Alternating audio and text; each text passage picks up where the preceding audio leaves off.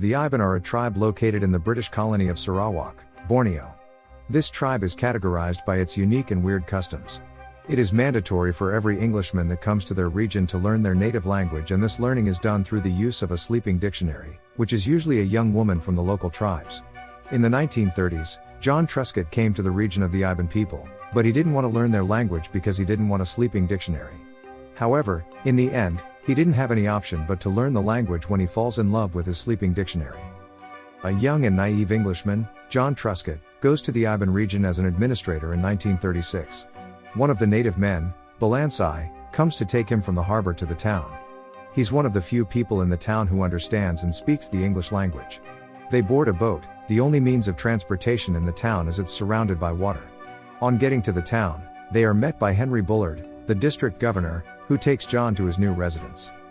On the way to John's new residence, Bullard asked why he had come to Sarawak.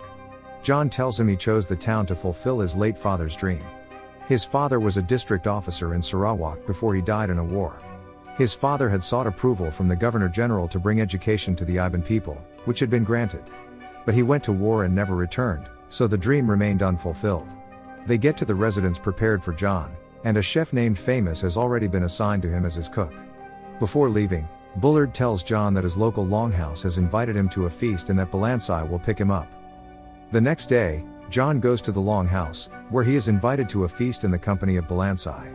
The longhouse is Balansai's. He introduces John to his father, Malacca, head of the longhouse.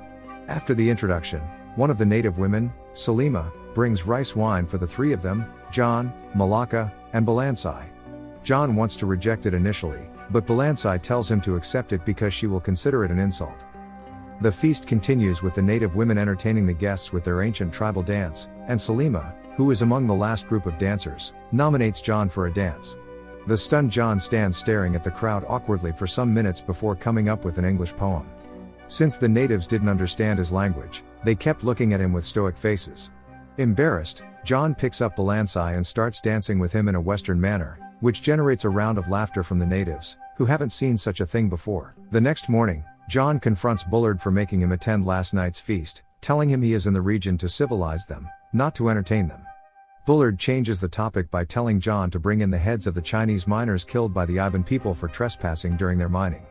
They are interrupted by the arrival of the first native woman, Salima, who gives John rice wine and nominated him for a dance during the feast, and Malacca. After exchanging greetings with both of them, Bullard tells John that Salima will live with him and perform wifely duties. Bullard keeps explaining the wifely duties, but John doesn't grab it, so Salima bluntly tells him she will be sleeping with him. Bullard explains the reason to him. It's the town's custom for every white man that comes to their town to know their language within 6 months, and that will be possible through the help of the women they call the sleeping dictionary, of which Salima is one of them. According to Salima, her mother is also a sleeping dictionary, which is why she can speak English, and she's the one who chooses John. Despite several deliberations, John rejects Salima. But when Bullard tells him it's a must for him to learn the language because it won't be possible to govern the people if he doesn't understand their language, John asks if Salima can stay as just a dictionary, and Salima agrees. The next morning, Balansai plays a prank on John and Salima by giving John a sack he says contains the heads of the Chinese miners. But as John enters the middle of the crowd at the longhouse with the sack, they start laughing, and Balansai joins them. John and Salima become suspicious, and Salima quickly checks the sack's contents. She finds out it is monkey heads and that Balansai is playing a prank on them, so she walks out. When Balansai tells John they played a joke on him, he angrily orders him to deliver the Chinese miners' heads to his house the next morning. On getting to his residence, an argument ensues between John and Salima, and she leaves the house with her belongings. The next morning, John walks outside to meet Salima, who is staying under a shed in front of his residence. Asking her what she's doing there, she tells him that's her residence for now, but John tells her she can't live there and that she should return to the longhouse. Famous tells John that Salima can't go to the longhouse because they will make fun of her. Not happy with the situation, John assures her that she's beautiful and that he doesn't want to sleep with her because of his beliefs. But he continues that they can have another try if she is willing to re-employ him, and she agrees. That morning, John passes by Aggie, the wife of Bullard, while clearing the field for a game of croquet for the arrival of her daughter, Cecil. After the introduction, Aggie talks to him about the sleeping dictionary, telling him to get intimate with her or the native people will think he is impotent. At night, Salima teaches John the native language as they have agreed, but nothing intimate happens between them. Both retire to their room after the teaching, and Salima spends a part of the night asking him whether he has slept with anyone before. To which he replies in the negative and that he won't until he gets married because it's against their country's custom, plus he hasn't met anyone as beautiful as Salima. That night, he asks Salima why she chose him. Her reason was that his dance wasn't that of an Englishman. When John takes the Chinese miners' heads he acquired from Malacca to Bullard, he invites him to a Christmas dinner to meet his daughter, Cecilia, who traveled to Oxford to bag a degree and has completed her education. He believes John will like her. At night, John and Salima engage in their teaching again, but this time in a romantic manner. They get intimate. After the romantic session, John goes to the Bullards' house to grace the dinner invitation. At the end of the dinner, John walks home and meets a beautiful apartment and dazzling Salima, dressed in their native attire, waiting for him. They hug each other and share a kiss. The next day, John spends the morning solving a dispute between Balansai's longhouse and another longhouse.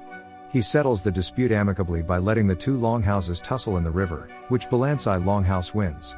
Now, he can speak their language fluently. Bullard calls John's attention to the river again when some noises start coming from there. On getting to the river, there are some corpses in it. On close examination, they find that sickness is affecting one of the tribes in the Sarawak region, the Yakata tribe. John, Salima, and Balansai are sent to the tribe to curb the situation. On getting there, John witnesses a nearby mining operation run by Europeans. He notices that the Yakata don't plant rice, so the Europeans give them rice for the right to mine. But the Europeans wanted all the mines for themselves and decided to wipe out the tribe by poisoning the rice given to them. Knowing they will exact vengeance, John tells the Yakata what happened. The Yakata wiped out the miners. During their stay in this tribe, John professes his love to Salima and promises to marry her, but she tells him it is against their custom. However, John refuses to believe what she says. Upon arriving at the Iban region, he tells Bullard his intention to marry Salima, which he vehemently refuses, saying it's against the law. Bullard tells him the story of his encounter with his sleeping dictionary. It's similar to that of John, and they have a daughter together, Salima, but he has to give them both up because the custom is against it. But his story didn't appease John. Salima also goes to her longhouse and tells them her intention to marry John. Their reaction is also the same. They refuse and lock her up. When John sees that Salima is locked up, he tries to free her so they can escape together, but Bullard threatens to send him to trial for the death of the European miners. At this juncture, Salima agrees to marry in her longhouse and part ways with John. Bullard makes a deal with John.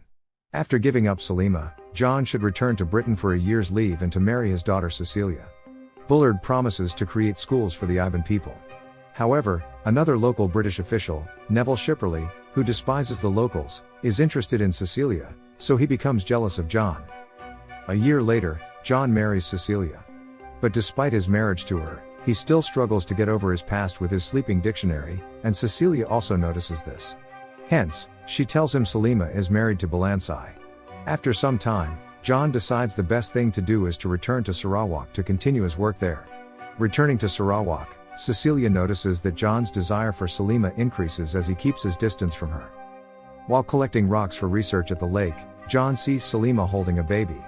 He perceives the baby as his and asks Famous to arrange a meeting for both. Salima enters the house at the meeting point, unaware that John is there. John begs to see his son, and Salima walks away but not before John stops them. Here, John meets his son Monder for the first time. When news reaches Balansai that John is spending time with his wife, he sneaks in and tries to kill him but only gives him a cut on the cheek.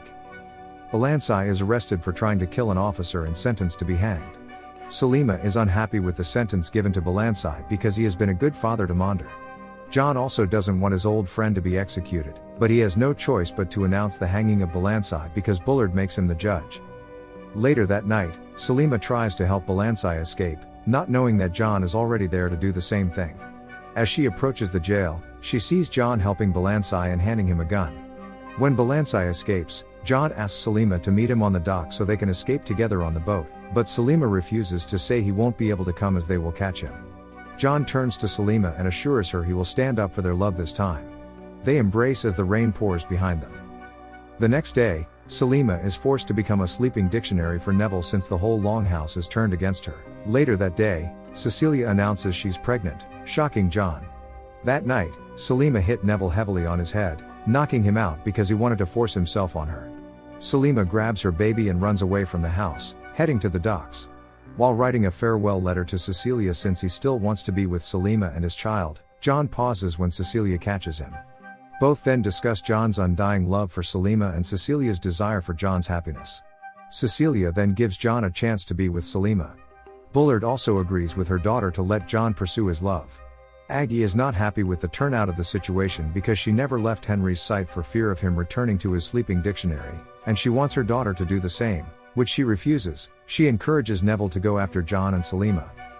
With the help of Famous and the Yakata, John searches for Selima as she leaves the dock, believing that John didn't come as she had predicted. They reunite as Neville appears and attacks them with a gun. He tells them to cuff themselves around the bamboo and intends to kill John, Selima, and their baby.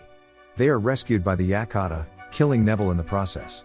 Ultimately, they decide to live together and migrate with the Yakata. If you enjoyed the video, make sure you smash that like button, leave a comment, subscribe, and turn on notifications to help the channel. Thank you for watching, and see you in the next video.